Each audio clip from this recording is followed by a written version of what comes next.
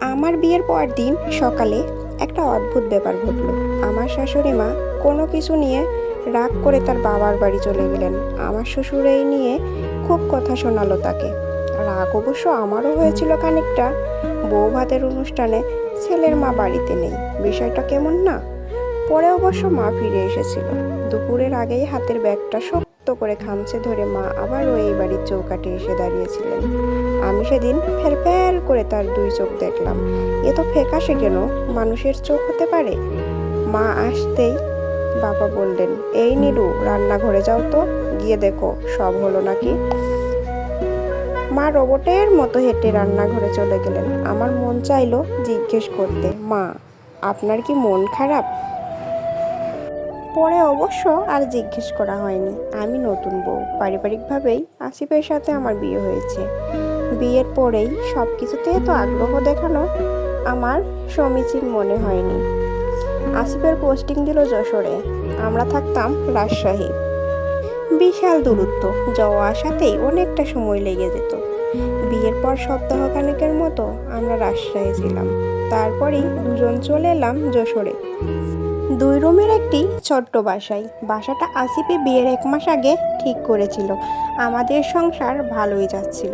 আসিফ পেশায় ডাক্তার, প্রচুর ব্যস্ততায় দিন যায় তার। বাড়ি ফিরতে ফিরতে মাঝে মধ্যে বেশ রাত হয়। সে বাড়ি ফিরলেই আমরা খেতে বসতাম। আমরা দুজন রাত করে আড্ডা দিতাম। দুজনের সংসার অনেকটাই বাবুই পাখির সংসারের মতো কাটছিল। আমি প্রায়ই আমার বাড়িতে ফোন দিতাম। আম্মু আব্বুর সাথে বেশ সময় নিয়ে কথা হতো। আসিফ মহাব্যস্ত মানুষ, বাড়িতে ফোন দেওয়ার সময় তার হতো না। তার বড় ভাই মানে আমার ভাসুর কানাডায় সেটেল। তার স্ত্রী 2 কন্যা সহ সে অ্যালবার্টায় থাকে। দেশে ফোন দেওয়ার মতো সময় আরিফ ভাই আর কখনোই হয়ে ওঠে না। আমার বিয়েতে সে আসেনি। আসিফের কাছ থেকে শুনতে পেয়েছিলাম এই কথা জানার পর নাকি আমার শাশুড়ি খুব কান্না করেছিল। যাই হোক, জীবন চলছিল জীবনের মতোই। বছর যেতেই আমাদের ঘরে সুখবর এলো। আমি যেদিন তাকে ফোন দিয়ে সেই কথা জানাই, মা শুনতে পেয়েই কেঁদে দিলেন। খুব জোরাজুরি করছিলেন রাজশাহী চলে আসার জন্য। আমার তখন দুর্বল শরীর, রান্নাঘরে গেলেই মাথা ঘুরতো, কোনো কাজ ঠিক মতো করতে পারতাম না। আসিফকে বললাম, আমাকে তোমার মায়ের কাছেই রেখে এসো আসিফ, আমি আর পারছি না একা একা সব সামলাতে। আমরা রাজশাহী ফিরে গেলাম পরের সপ্তাহেই। সদর দরজায় আমাদের দুজনকে দেখে মার সে কি আনন্দ! মনে হলো আমরা বাড়িতে আসাতে তিনি আকাশের চাঁদ হাতে পেয়েছেন। সেদিন মা খুব খাতির যত্ন করলো আমাদের। আসিফ বেশি দিনের ছুটি আনেনি, সে চলে গেল পরদিন সকালে। ঘরে রইলাম কেবল আমি, মা, বাবা আর সাথে আসিফের একজন বড় বোন আছেন। তিনি স্বামী সন্তান নিয়ে ঢাকায় থাকেন। 2 বছরেও তার এই বাড়িতে আসার সুযোগ হয় না। আমি দিনের বেশিরভাগ সময় আমার ঘরেই কাটাতাম। ঘর মোছা আর কাপড় ধোয়ার কাজ রাফিয়া খালাই করত, আর রান্না সব মা নিজের হাতেই করত। আমাকে সত্যি বলতে তেমন কিছুই করা লাগতো না। এমন করেই বেশ কিছুদিন যেতে লাগলো। আমি বেশ কিছুদিন যাবৎ লক্ষ্য করেছি মা প্রায়ই আমার দরজার সামনে এসে দাঁড়ান, ভেতরে আসেন না, তবে উকি দিয়ে কিছুক্ষণ দেখে আবার চলে যান। আমি নিজেও সংকোচে তাকে কিছু বলতাম না। একদিন অবশ্য জিজ্ঞেস করেছিলাম, মা কিছু বলবেন?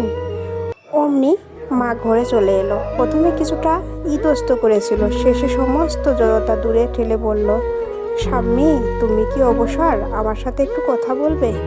আমি আশ্চর্য হয়ে বললাম, এমন করে কেন বলছেন মা? অবশ্যই কথা বলবো, বসুন আপনি। মা সেদিন সত্যি সত্যি আমার সাথে লম্বা সময় কথা বললেন। আমি ধৈর্যশীল শ্রোতার মতো পুরোটা শুনলাম। মনে হলো মা তার জীবনে অনেকগুলো বছর প্রাণ খুলে কথা বলেনি। অন্যভাবে বলতে গেলে তাকে সেভাবে প্রাণ খুলে কথা বলার অনুমতিই দেয়নি। এরপর থেকে মা রোজ আমার ঘুরে আসতেন। কখনো আমার মাথায় বিলি কাটতে কাটতে গল্প করতেন, কখনো বা মাথায় তেল দিতে দিতে গল্প করতেন, কখনো আবার আমার এলোমেলো কাপড়গুলো কথার ঝলকেই ভাঁজ করে দিতেন। তার জীবনের নানা রকম গল্প শুনে আমরা কখনো খিলখিল করে হেসে ফেলতাম।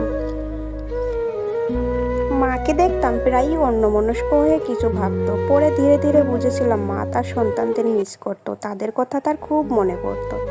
বাড়ির কালো রঙের টেলিফোনের সামনে মা ঘন্টার পর ঘন্টা বসে থাকতো একটা ফোন কলের আশায়। অথচ কানাডায় থাকা সেই ব্যস্ত ছেলের সময় হতো না 24 ঘন্টার মধ্যে 5 মিনিট বাজিয়ে মাকে ফোন দেওয়ার। আমি খেয়াল করলাম বাড়িতে মায়ের তেমন গ্রহণযোগ্যতা নেই। সবার প্রতি আচরণ দেখে কত রসায় ঘর সামলানো বাদে মার আর কোনো কাজই নাই। সে শুধু সামলাতো রান্নাঘর।